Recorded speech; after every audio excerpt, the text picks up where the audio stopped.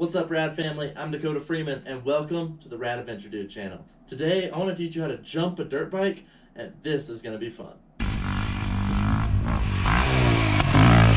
If this video helps you out, make sure you guys drop some comments down below, hit that subscribe button, and like this video. Let's go! So today, I'm going to be teaching you guys about how to jump a dirt bike. This is going to be a super fun lesson because this is going to be a very exciting part of riding dirt bikes. I've been riding since a little kid, and jumping has always been such a fun aspect to my riding. So before we get out and we're just jumping on our dirt bikes, we need to be very comfortable with all of the fundamentals. This way we're already good riders and know exactly how to correct something if it's going wrong. Jumping is going to be a very fun part of riding, but it's also very dangerous. So always start on a smaller jump and build up to bigger jumps over time.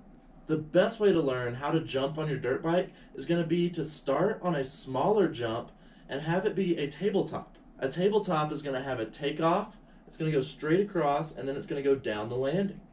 This way you can start by clearing little portions of it before you clear the entire jump. Being able to jump at your own pace until you get all the way across the jump. It's always going to be good to maybe watch somebody hit this jump first, or to even follow someone off whenever you want to clear it for the first time. This way you can see them hit the jump, you kind of know what gear you need to be in, and you now know the speed of the jump. This is going to be very important to hitting a jump for the first time because you never really know how fast to hit it until you're already in the air, and at that point it's too late. So it's wonderful to watch somebody hit these jumps first to know what gear they're in and about how fast they're going. So whenever you're coming into the jump, we want to be standing up on our pegs. This way your legs can act as a whole nother shock absorber as we're going through this jump.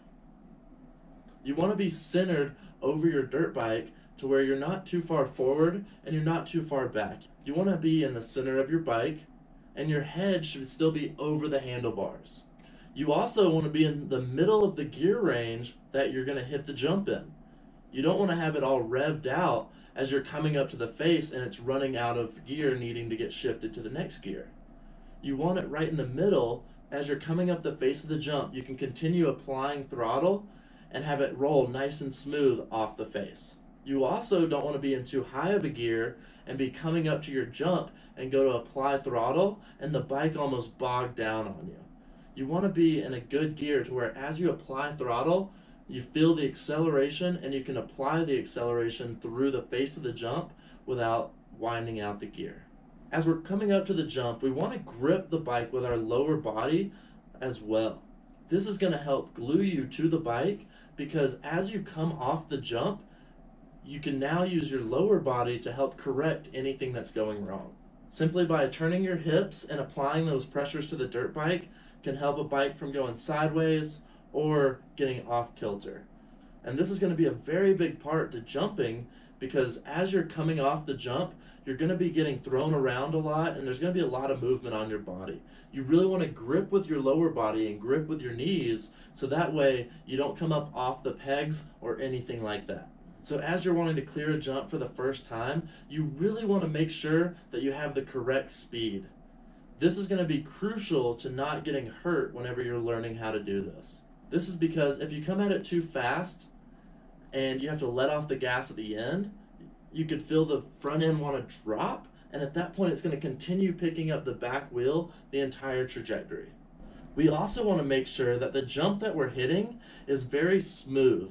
You don't want to see any big ruts in this jump or any big holes at the top. Any kind of lip on the end of the jump is going to actually send the bike in different trajectories, and that could be very devastating on your first jump.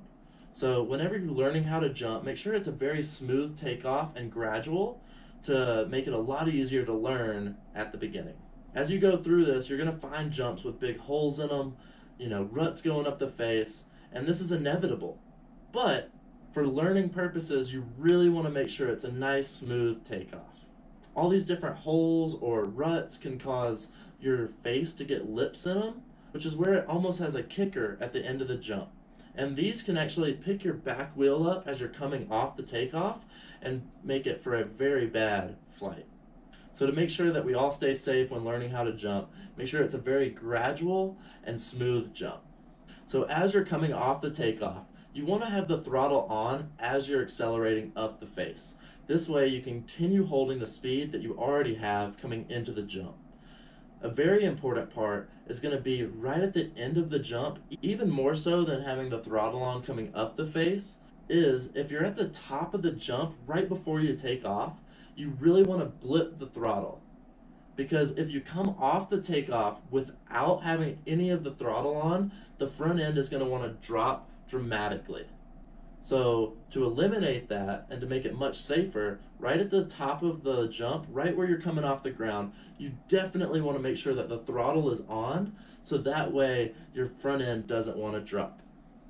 However, if you have too much throttle coming off the takeoff, it has the exact opposite effect.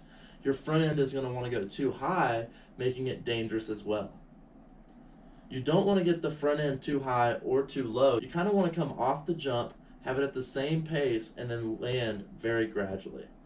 If the front end gets off coming up or going down, it's going to make it for a much worse landing and potentially going down and getting really hurt.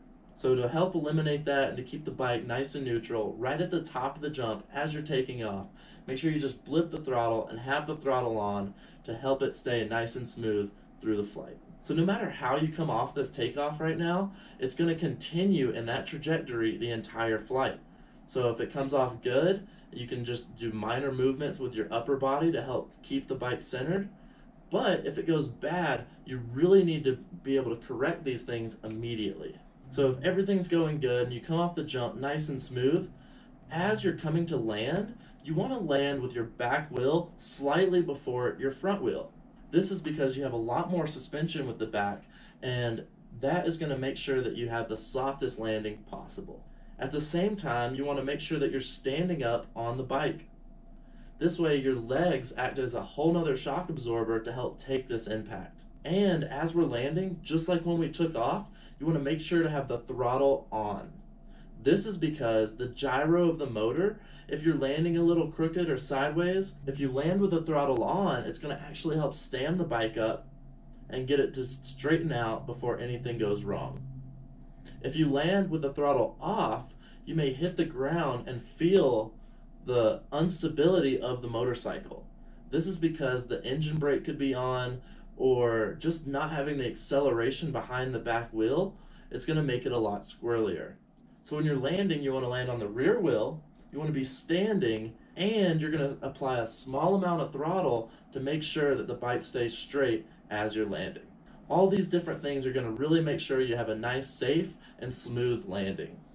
Because as these jumps get bigger, they're also going to have much harder impacts when you land. So learning how to get them as smooth and safe as possible is going to be very crucial now, because as the jumps get bigger, it's going to be a lot more impact on your body, and learning all these techniques to have it as smooth as possible is going to make you be able to ride for a lot longer period of time and be much faster. So learning how to get them as smooth as possible now is really going to help you out later. So build your confidence on these safe and smaller jumps. Over time, you can work up to bigger jumps and even getting into different types of jumps. The safest jumps are going to be the tabletops like I told you about earlier. There's also going to be doubles that you can hit where there's a big hole in between the takeoff and the landing. This kind of jump really has to be cleared the right way the first time, because there's nothing in the middle to help you land on it. It's going to be a lot harder impact if you come up short on one of these jumps, and you could fall. So it's going to be a much more dangerous type of jump. But as you get better and more comfortable over time, you're going to be hitting all these different types of jumps with a lot more ease. So continue practicing these things over and over until it becomes second nature and you don't even have to think about it anymore. And that is really when you're going to start to be able to jump different jumps, and before you even see the jump, you're going to know exactly how fast you need to go when you're hitting it. So if you want to learn more about these techniques, you should check out my online course for dirt biking on our website. This course could take a beginner or an advanced rider and teach them everything they need to know about tracks and trails. So make sure you check that out, because I really think it's going to help you out.